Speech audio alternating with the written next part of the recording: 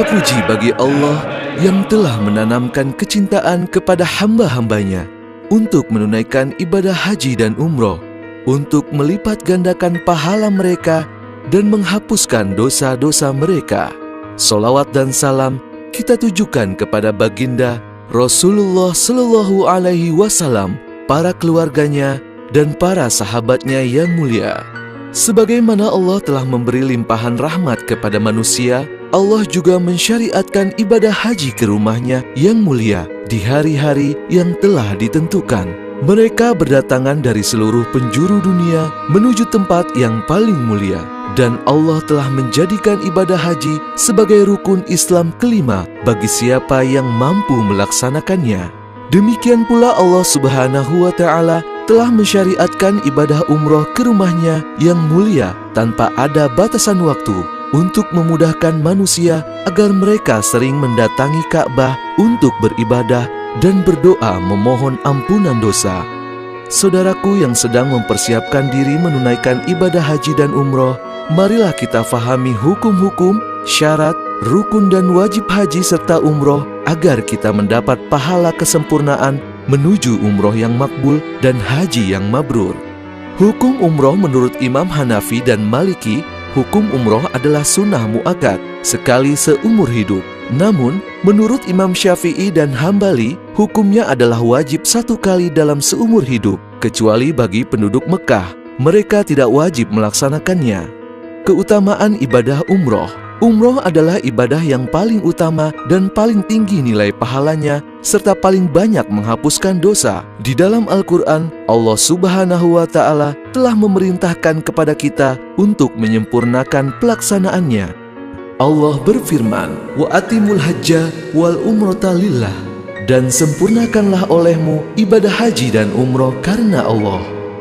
Rasulullah Shallallahu Alaihi Wasallam bersabda, "Dari satu umroh ke umroh berikutnya merupakan penghapus dosa yang terjadi antara keduanya, dan haji yang mabrur itu tak ada balasannya kecuali surga."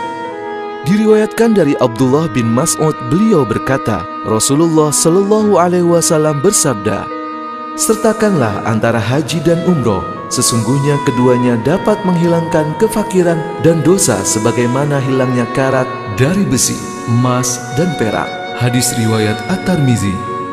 Diriwayatkan dari Abi Hurairah radhiyallahu anhu, beliau bersabda, "Barang siapa yang mendatangi rumah ini," artinya Ka'bah, "dan dia tidak melakukan perbuatan-perbuatan yang tidak baik serta tidak pula berbuat fasik, niscaya dia kembali bersih dari dosa sebagaimana hari ketika ia dilahirkan oleh ibunya." Hadis riwayat Bukhari dan Muslim. Dan juga diriwayatkan dari Abi Hurairah radhiyallahu anhu, sesungguhnya Rasulullah Shallallahu Alaihi Wasallam bersabda, "Para jamaah haji dan umroh itu adalah tamu-tamu Allah. Maka apabila mereka berdoa, niscaya Allah kabulkan, dan apabila mereka memohon ampun, niscaya akan diampuni." Hadis riwayat Bukhari dan Muslim. Diriwayatkan dari Umar radhiyallahu anhu berkata, Nabi Shallallahu Alaihi Wasallam bersabda, "Sertakanlah antara haji dan umroh, sesungguhnya menyertakan keduanya dapat menambah umur, menghilangkan kefakiran dan dosa sebagaimana hilangnya karat dari besi, emas, dan perak." Hadis riwayat Baihaqi. Diriwayatkan dari Abi Hurairah radhiyallahu anhu, sesungguhnya Rasulullah Shallallahu Alaihi Wasallam bersabda, "Barang siapa keluar untuk melakukan ibadah umroh, kemudian dia meninggal dunia, maka Allah tuliskan baginya pahala orang yang berumroh sampai hari kiamat." Hadis riwayat Abu Ya'la. Ada beberapa hadis yang diriwayatkan tentang keutamaan umroh di bulan Ramadan, antara lain yang diriwayatkan oleh Ibnu Abbas radhiyallahu anhu. Sesungguhnya Rasulullah Shallallahu Alaihi Wasallam telah bersabda, "Ibadah umroh di bulan Ramadan sama nilainya dengan ibadah haji bersamaku." Hadis riwayat Bukhari dan Muslim.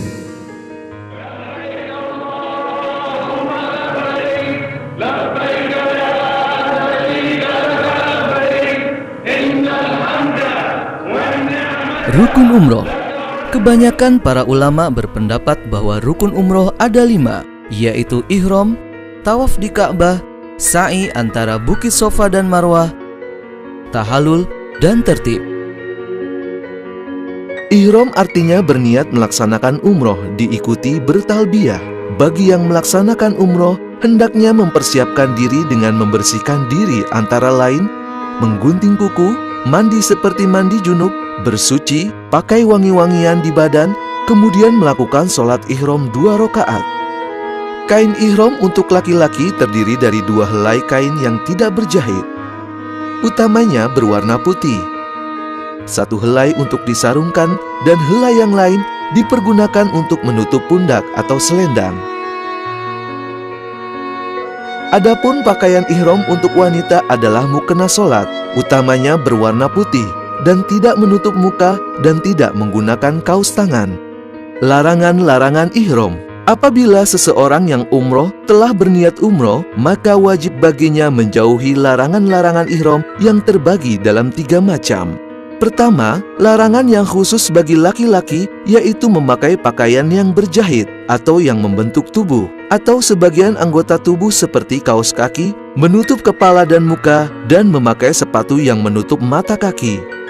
Kedua, larangan khusus untuk wanita, yaitu menutup muka dengan sesuatu yang melekat dengan kulitnya, dan memakai 2 sarung tangan. Ketiga, larangan untuk laki-laki dan wanita, yaitu tidak jidal, rafas, dan pusuk, tidak memakai harum-haruman, tidak membunuh binatang buruan, tidak berjima atau senggama, tidak mencabut atau mencukur rambut, tidak menggunting kuku, dan tidak merusak tanaman. Apabila niat ihram dilakukan setelah sholat fardu, maka dia tidak perlu lagi melakukan sholat sunnah ihram 2 rakaat. Setelah itu, memasang niat umroh. Labbaik Allahumma umratan, nawaitul umrata, wa ahramtu biha lillahi ta'ala. Artinya, aku penuhi panggilanmu ya Allah untuk beribadah umroh. Lalu diikuti dengan talbiyah. Labbaik Allahumma labbaik, labbaik la syarika laka labbaik, innal hamda wan ni'mata laka wal mulk la syarika lak. Labbaik Allahumma labbaik, labbaik la syarika laka labbaik, innal hamda wan ni'mata laka wal mulk. Ihram wajib dilakukan di mikot yang dibagi 2 macam, yaitu mikot zamani artinya mikot waktu dan mikot makani artinya mikot tempat. Para ulama berpendapat bahwa mikot zamani untuk umroh adalah sepanjang tahun bagi orang yang selain melakukan haji. Maka siapa saja boleh berihram dan melakukan umroh sepanjang tahun. Sedangkan Imam Hanafi berpendapat umroh itu makruh tahrim jika dilakukan pada hari Arafah dan 3 hari sesudahnya. Dasarnya adalah perkataan Aisyah radhiyallahu anha, umroh itu diperbolehkan sepanjang tahun kecuali 4 hari, yaitu Arafah, Idul Adha, dan 2 hari setelahnya. Adapun untuk mikot makani, maka manusia dibagi dalam 3 kelompok. Pertama, afakih, yaitu orang yang tinggalnya di luar kawasan mikot. Apabila ia ingin melaksanakan umroh, maka tidak boleh melewati mikotnya, kecuali dalam keadaan ihram. Rasulullah Shallallahu Alaihi Wasallam telah menetapkan mikot bagi penduduk masing-masing wilayah. Diriwayatkan dari Ibnu Abbas radhiyallahu anhu, Rasulullah Shallallahu Alaihi Wasallam telah menetapkan mikot untuk penduduk Madinah di Zulkhulaifah yang kini dikenal dengan Masjid Bir Ali.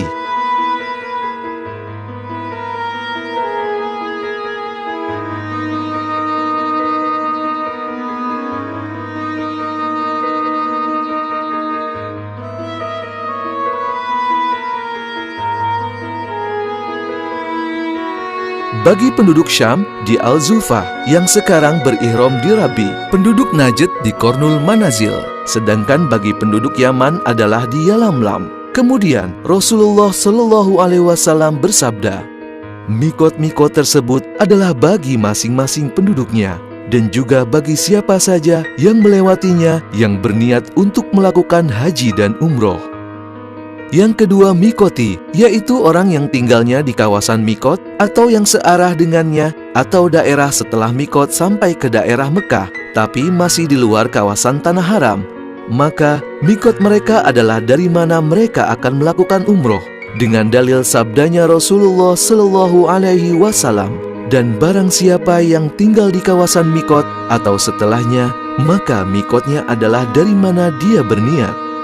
Ketiga, haromi, yaitu orang yang tinggal di kawasan Tanah Haram Mekah, maka mikot mereka adalah luar daerah Tanah Haram. Apabila mereka ingin melakukan ibadah umroh, sebaiknya mereka pergi keluar Tanah Haram, walaupun hanya 1 langkah, dan dari sana mereka berniat ihram untuk umroh. Dalilnya adalah hadis Rasulullah Shallallahu Alaihi Wasallam yang diriwayatkan oleh Aisyah radhiyallahu anha. Beliau berkata, "Hai Rasulullah, apakah kamu berangkat melaksanakan haji dan umroh? Padahal aku berangkat melaksanakan haji saja." Lalu Rasulullah Shallallahu Alaihi Wasallam memerintahkan Abdurrahman bin Abu Bakar untuk mengantarkan Aisyah ke Tan'im dan melaksanakan umroh dari sana setelah melakukan haji di bulan Zulhijjah. Hadis riwayat Bukhari dan Muslim.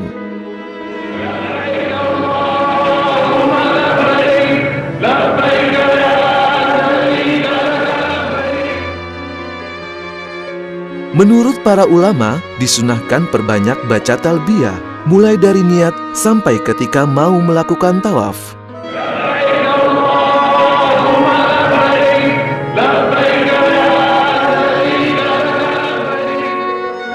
Tawaf.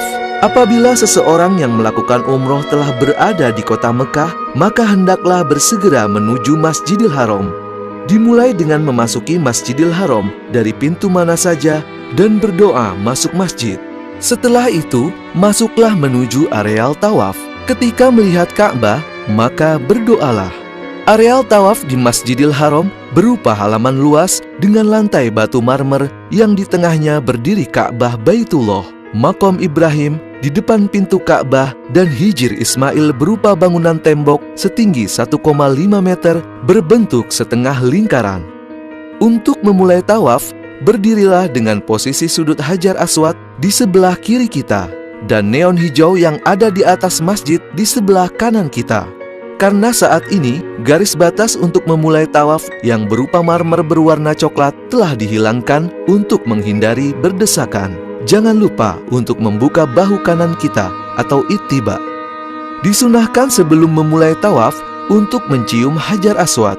Namun, karena padat dan berdesakan, cukup dengan melambaikan tangan kanan ke arah sudut Hajar Aswad sambil mengucapkan Bismillahi Allahu Akbar dan dikecup. Lalu, berjalanlah memulai tawaf mengelilingi Ka'bah dengan membaca doa apa saja yang dipahami atau yang dianjurkan melalui buku-buku manasik umroh dan haji.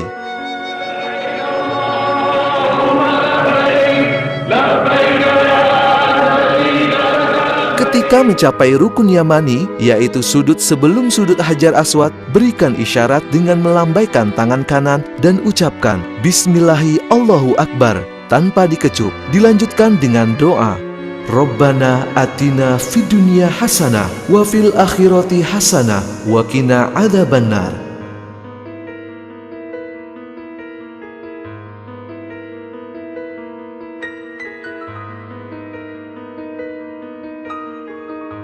Hingga mencapai sudut Hajar Aswad. Sesampai di sudut Hajar Aswad, berhenti sejenak, lalu kembali beri isyarat dengan tangan kanan sambil membaca Bismillahi Allahu Akbar, lalu kecup. Lanjutkan tawaf putaran kedua dan seterusnya hingga 7 putaran sempurna.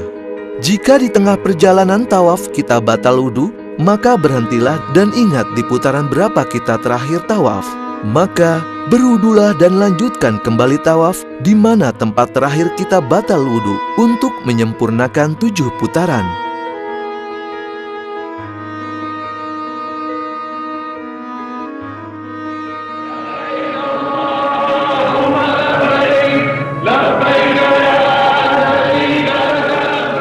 Selesai tawaf 7 putaran, berjalanlah menuju Makom Ibrahim, sehingga posisi kita menghadap Makom Ibrahim dan Ka'bah, bagian yang ada pintu Ka'bah atau multazam. Carilah tempat yang tidak menghalangi jamaah lain yang tawaf. Atau, jika terlalu padat, dapat sholat di mana saja di Masjidil Haram. Lalu, sholat sunnah 2 rakaat. Rakaat pertama setelah Al-Fatihah membaca surat Al-Kafirun, dan rakaat kedua setelah Al-Fatihah membaca surat Al-Ikhlas. Lalu, berdoalah. Setelah sholat sunnah 2 rakaat, lanjutkan dengan minum air zam-zam yang berada di pinggiran tempat tawaf untuk menyegarkan diri sambil berdoa, Allahumma inni nas'aluka ilman nafi'an wa rizqan wasi'an wa sifaan min kulli da'im birahmatika ya arhamar rahimin.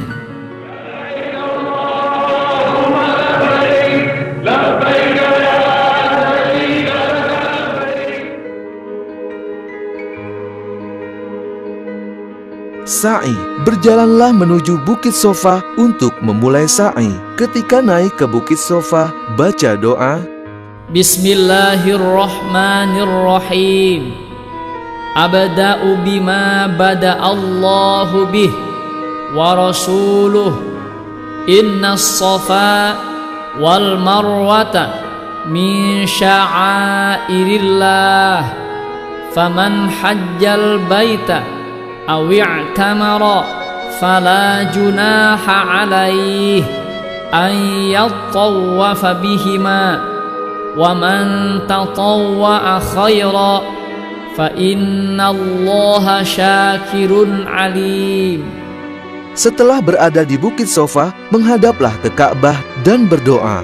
Lalu, mulailah berjalan menuju Bukit Marwah dengan banyak berdoa apa saja.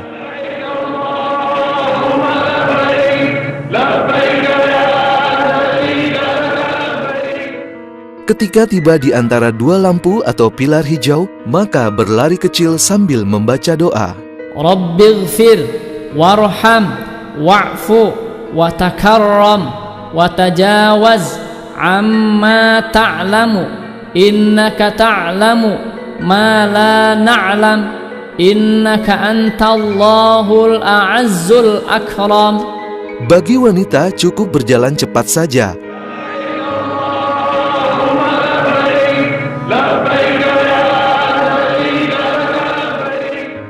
Lintasan sa'i saat ini telah diperluas dan terdiri dari 3 lantai dan biasa dipakai adalah lantai 1 dan 2. Untuk jamaah yang menggunakan kursi roda, maka lintasan sa'i berada di tengah. Setelah melewati 2 pilar hijau, berjalanlah kembali hingga sampai Bukit Marwah dan ketika mendaki, bacalah doa.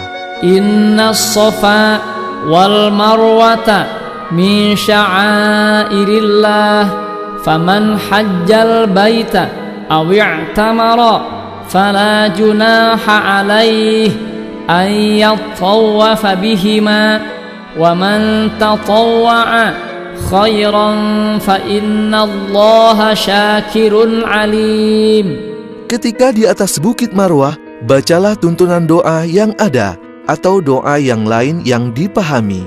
Dari Sofa ke Marwah terhitung 1 putaran, dan dari Marwah ke Sofa 2 putaran, sehingga putaran ke-7 akan berakhir di Bukit Marwah. Dianjurkan ketika melakukan sa'i dalam keadaan bersuci atau berwudu. Namun, jika batal di tengah-tengah melaksanakannya, maka tidak mengapa. Selesaikan sa'i hingga 7 putaran.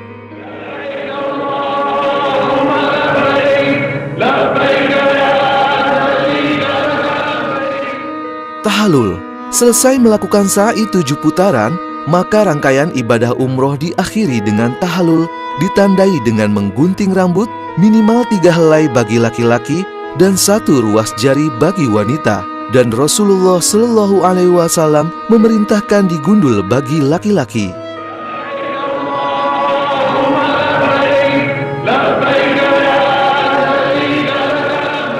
Untuk jamaah haji Indonesia, kebanyakan adalah haji tamattu, yaitu umroh dan haji dikerjakan terpisah.